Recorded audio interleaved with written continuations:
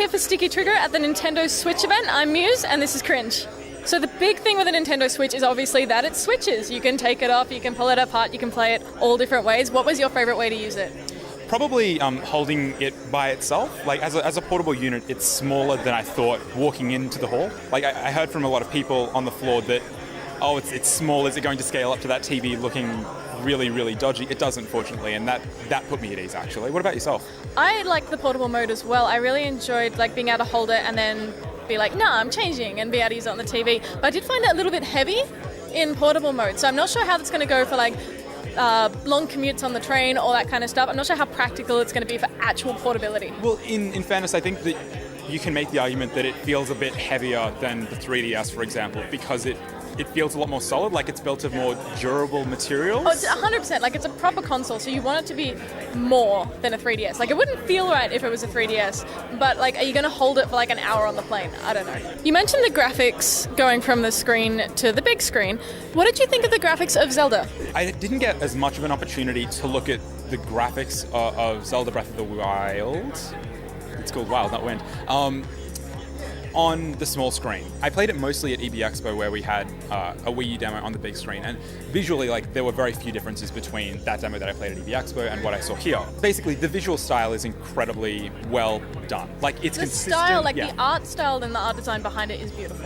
I think that more than anything is going to make Breath of the Wild, it basically gives it a free pass to kind of look a little bit less sharp. I mean, the Switch clearly is not hunting that goal of 1080p 4K. Nintendo never really innovates by graphics or resolution. It always innovates by trying to do something different. So we never really expect the most graphically powerful thing from Nintendo. They're always the Switch that's not the point of it.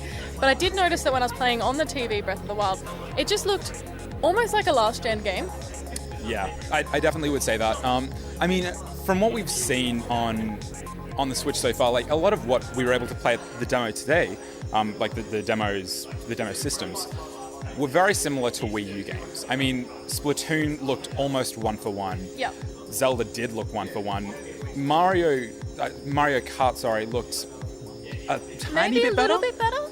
Again, they're not trying to lean on the idea of photorealism like a lot of developers developing for Xbox or PlayStation or PC. They're going for a much more stylized look because when it helps to compensate. Yeah, exactly. Would you pick one up on launch? No. No. No. I think the biggest contributing factors to that primarily are price. I think that Nintendo absolutely came in at a bad price point at 470 Australian dollars, roughly. That's a recommended retail price for the unit itself. That's not any bundles. EB Games within Australia will probably bundle this thing like crazy and be able to pick it up for $50 extra with a game or two. As far as the unit itself for 470, you're able to get a PS4 for 300. Well, I mean, over Boxing Day it was $300. Now you're looking at 350 for an extra $120, not including any games. And we haven't seen any sort of idea of a lot of indie games or a lot of free-to-play games that these consoles have. It's really difficult to justify the price of the device. Especially when all the big-name games are going to be out on the Wii U anyway. So if you do have... The big-name game. Well, the big-name game. And then there's Mario Kart 8, which is essentially already on Wii U. Yeah. And then Splatoon 2, obviously not. But Splatoon 1 is very similar from what we've seen so far. So those kind of are the three big games that I can think of. And we've got iterations of them on the Wii U. And so there's no push to really get that new console. That's it from us for Sticky Trigger. We're here at the Nintendo Switch event. I'm Muse, and this is Cringe, and that's Switch.